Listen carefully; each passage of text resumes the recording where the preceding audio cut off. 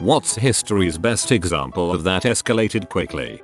The fire of London. 1 second it's just some idiot burning a batch of bread, then the bakery is on fire, then the entire street, then the entire city.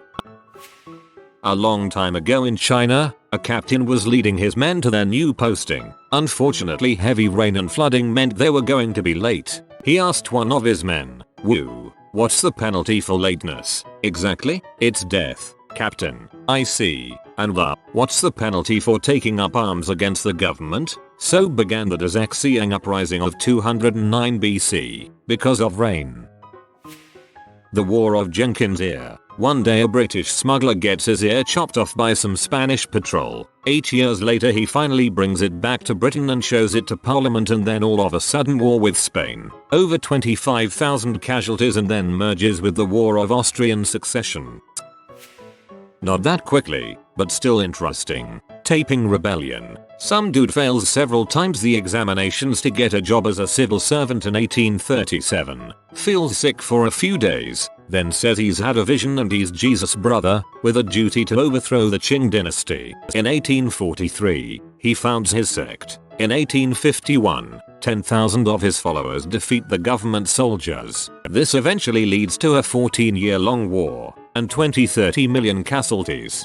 History major. I just wanted to point out that a huge following of his movement was land reform. Most of the peasants didn't give a flying frick if he was Jesus' little bro or not. He had an amazing land reform system that, if I recall correctly, was adopted too late by the Qing, which is how he drew most of the base of his power.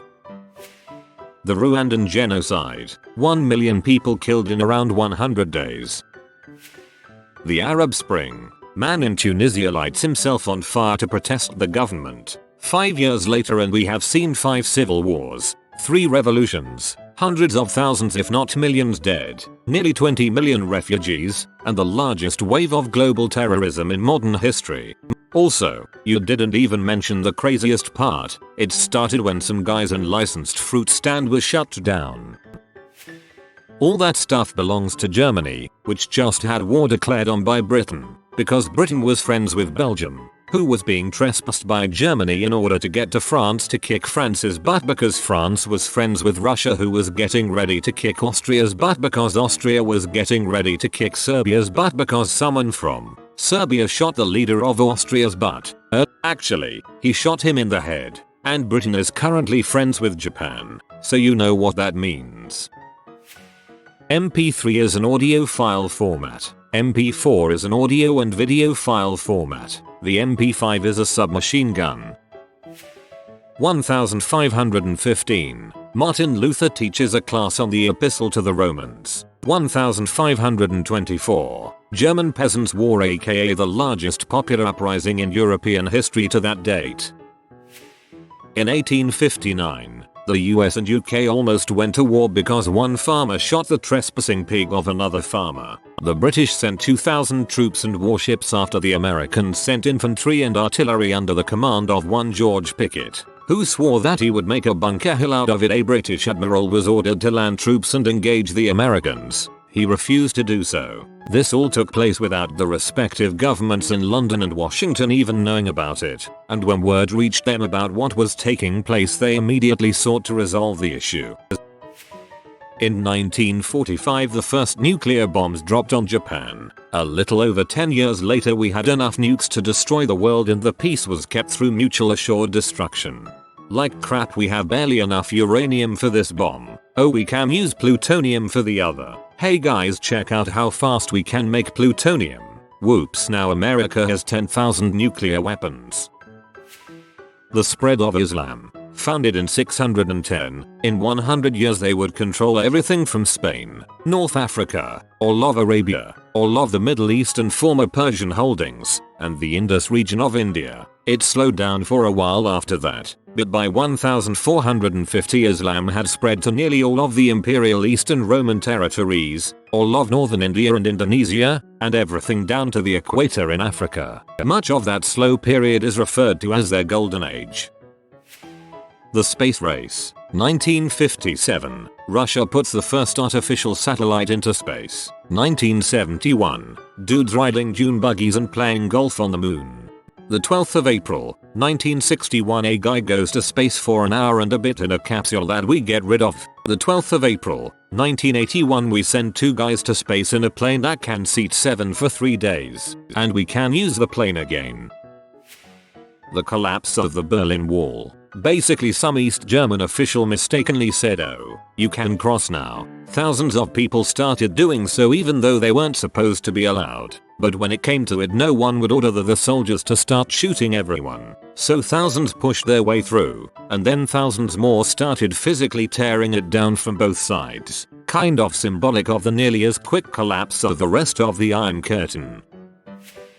Irish nationalism in 1916 went from a majority of the population wanting home rule achieved peacefully to the majority wanting full independence through any means over the space of a few weeks. Due, in no small part, to the brutality with which the British government dealt with those involved in the Easter Rising. Seems that Vesuvius is having a bit of a rumble today. Citizen of Pompeii, 79 AD. One of my favorite comedians has a good example. I think lazy writing is saying one thing led to another. Like this: Adolf Hitler was rejected from art school as a young boy, one thing led to another, and the United States dropped an atomic bomb on the sovereign nation of Japan. Some guy didn't like another guy's art, yada yada yada. Japan is missing 2 cities now. The 5th of June, 1944, no allies on the Normandy beach. The 6th of June, 1944, 160k soldiers on Normandy beach. February 1917, Russian women demand the Tsar provide more bread for the people. April 1917, Germans bring Lenin via train back to Russia. November 1917, October Revolution begins. Monarchy to communism in less time than the gestation period of a baby. Well, there was also the February Revolution that effectively deposed the Tsar, making the country a nominally constitutional monarchy. So, everyone's saying stuff like World War I, but there was a rebellion in China called the Rebellion of the Seven States. Let's get a little bit of Chinese history out of the way here. In this time period, China was split into multiple states, each ruled by a prince, who was one of the emperor's relatives. However, there was a central government that sort of controlled it all, ruled by the emperor. Now, one of these states, Wu, controlled by the emperor's cousin, once removed Liu Pai. This state of Wu was growing powerful and rich, so the emperor had sort of a shaky relationship with his cousin. So the emperor was playing an ancient Chinese board game with Liu Pai's son, when crap got intense over the match and the emperor chucks the board at the son, killing him. Google it if you don't believe me. Well, what do you know? Liu Pai now hates the emperor with a passion. Our dear emperor wants the central government to be powerful, and in order to stifle the increasing power of the states, he carves out land from multiple princes. They don't really like that. Liu Pai uses as an excuse, and convinces 7 of the states to go into a full-on rebellion against the emperor. However, it burned fiercely at the start, but within 3 months the rebellion got defeated.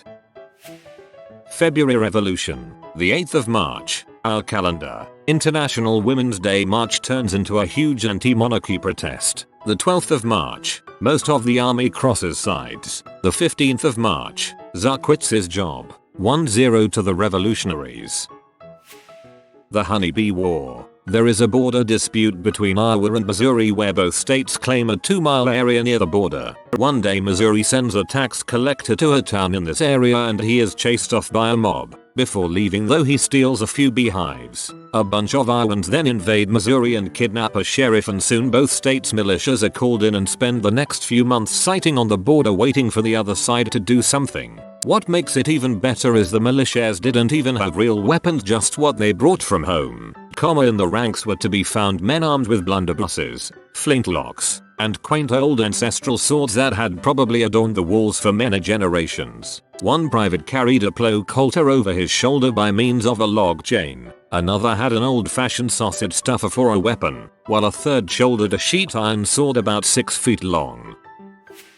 Mongolian Empire. First some dude called Genghis Khan shows up and next thing you know a huge chunk of Asia is kissing his boot. Not only that, Genghis Khan was supposed to be killed as a child. After the death of his father, some of his enemies wanted him dead, but because he was a child, He was spared his life and he went on to conquer all of Asia. The Blitz on London. A German bomber got lost and bombed central London. The RAF sent several bombers to hit German cities. Germany sent back twice as many. Britain did the same, and it all went downhill. You could say that for the bombing campaigns throughout World War II. US carrier with a dozen bombers flies to Japan and hits a few targets and then some don't even make it back. Years later, most of Japan is destroyed. Humans can't fly, pretty much everyone, for countless centuries up until somewhere in the 18th century. That's not flying, that's floating. Pretty much everyone from then to the 20th century. Holy crap, I'm flying. Some guy in the 20th century. I'm on the freaking moon. Some guy in the 20th century. Maybe not fast, but Ivan the Terrible, Tsar of Russia, gets mad at his daughter-in-law over her dress, beats her, possibly causes a miscarriage. Ivan's second son, also Ivan, gets mad, attacks Daddy. Daddy kills him. Also Ivan now dead. When Ivan dies, the throne goes to his crappy son Fyodor, who dies childless, ending a 700-year-old dynasty and spurring on the time of trouble, during which time a third of the population died, mostly due to famine. Not exactly a quick escalation, but going from you're not wearing that dress to millions dead is a heck of a ride. The story of Vernon, Florida, aka Nub City. The legend goes that sometime in the early 1950s an insurance claim was made on a lost limb, and a $1,000 payout was made. By the mid-1960s at least 50 of Vernon's 700 residents had joined the Nub Club by way of farming accidents, garage mishaps, hunting incidents, and so on. This one small town would account for 2/3 of all claims in the nation. Some would saw off limbs, but most happened by way of shotgun blasts. A trend of intentionally maiming yourself for the insurance payout. Talk about escalation. When that Serbian dude killed the Archduke, next thing you know, Europe is acting a fool. There had been a lot of political tension leading up to that point though. The assassination was the straw that broke the camel's back. It's winter in Portland. I was at a bar until closing time with some friends. Once last call was over, probably 30 or so of us that were still there stumble outside to find that it's been snowing a bunch. We proceed to have an impromptu snowball fight, and it's one of those great random moments in life that you'll remember forever. Anyways, everyone's drunk and the snowballs start getting thrown harder and harder. Eventually someone hits someone else with a chunk of ice. Before you know it, an all-out brawl has started in the middle of the street. A massive street fight is happening. Some giant Samoan guy nicknamed Moose is just pummeling the crap out of one of my friends. His jacket is torn to shreds. Another friend heads to his car and grabs a flashlight out of his trunk and beats the Moose in the back until my friend can get away. Then I crap you not, a car pulls up and a guy jumps out and asks me what side am I on. He jumps in and starts fighting people with no hesitation. Shortly after we hear police sirens in the distance, so my friends and I all take off to our car. But since it's been snowing, we're stuck. So we get out and start rocking the car back and forth until we get unstuck, pile in and take off before the cops got there. A group of buttholes hijacked some planes and crashed them. Super tragic stuff. Almost overnight. Well, by the time aircraft were allowed to fly again, everything associated with air travel was turned upside down. No more walking your loved ones to their gate, waiting and watching planes land trying to guess which one was carrying the person you were picking up. Understanding that full body groping and a lack of liquid more than 2 ounces was necessary for everyone's survival. Oh yeah, and for those who weren't around, didn't fly, the fact that it became normal to see the National Guard standing around with M16s in airports kinda sucked. We, the non-super rich, will never have a truly pleasant flying experience again. It's not the biggest impact ever, but Leicester City escalated pretty dang fast. From not being in the Premier League, to barely staying in the league, to winning the whole dang thing. That was fun to watch happen. The US nuked a country once. Next thing we know, they become known for technology and pee. If you are new to the channel, you can subscribe. I publish new videos every day. Until then, check another video.